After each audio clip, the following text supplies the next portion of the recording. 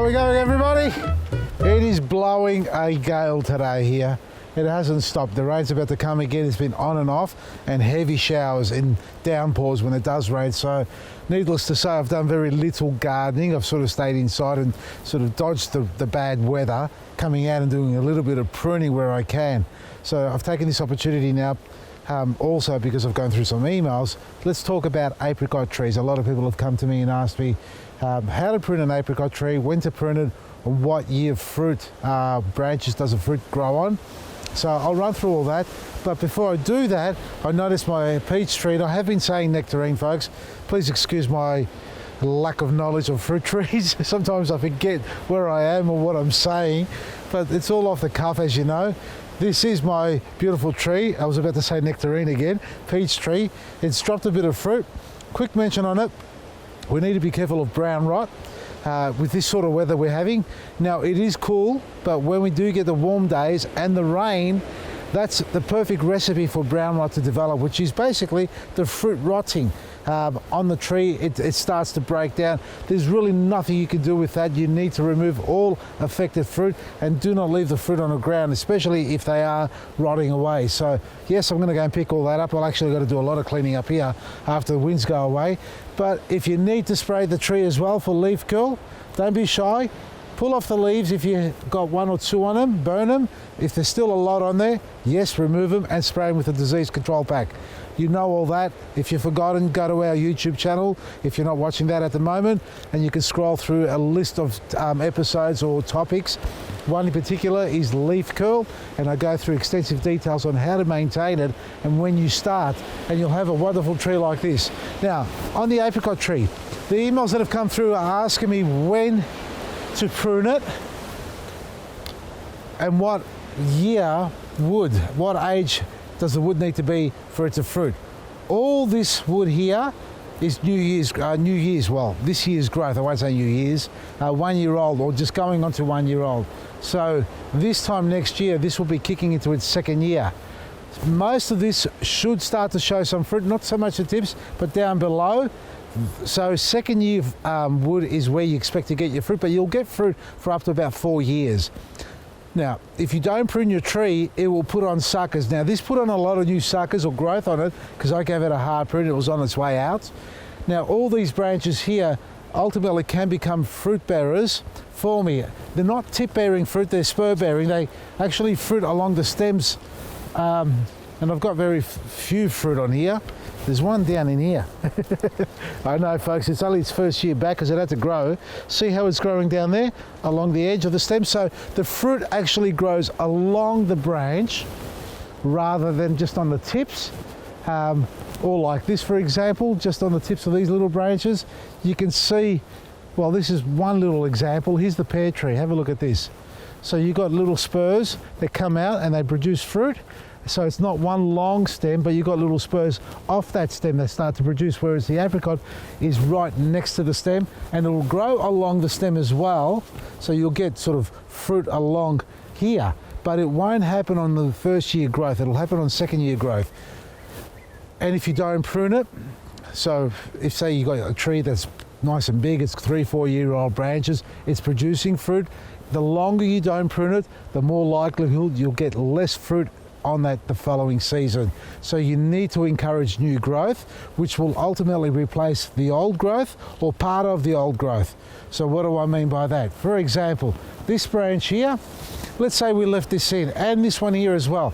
You can see there's too many branches already. There are too many branches.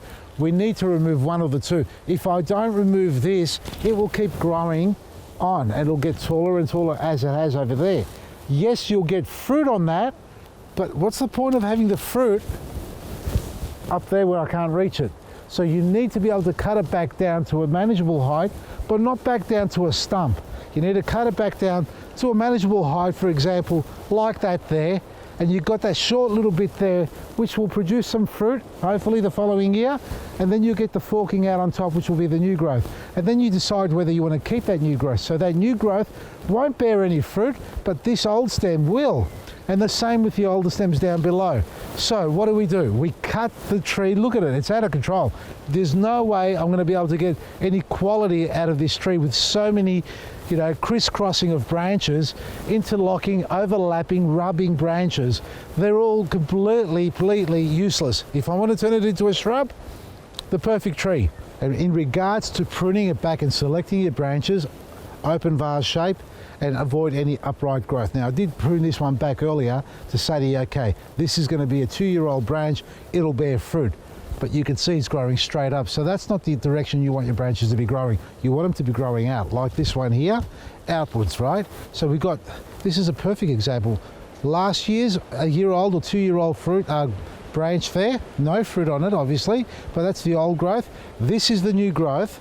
You're not going to get any fruit on it. It needs to age at least a year. We can take the tip off if we like, and that will fork out so we can get more fruit and hopefully get fruit off this one. The same here. See the old growth? That's the old growth, that's the new growth. Now we've got no stubs, or we have a couple here, but nothing happening because we have got too many branches rubbing. That's been rubbing there, guarantee it, knocked all the leaves off. So this branch here, we don't need it this long. We don't even want it to grow out that far, so we can just cut it back to there if we like. And we're going to go around and do the same to pretty much every single branch on this tree. If I don't, it'll become a shrub. I may as well hedge it and turn it into a mop top. It'll be completely useless.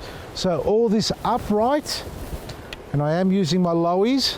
These are my anvil cutters, the number ones. So if you're looking for a decent pair of anvil pruners like this, the lowies are about the best you'll get. I mean, Falco's got a great range. I mean, they're up there at the same level, and I've fallen in love with the lowies at the moment. So folks, we've got these available online, but look at that. See, that's just broken off. That's how soft it is.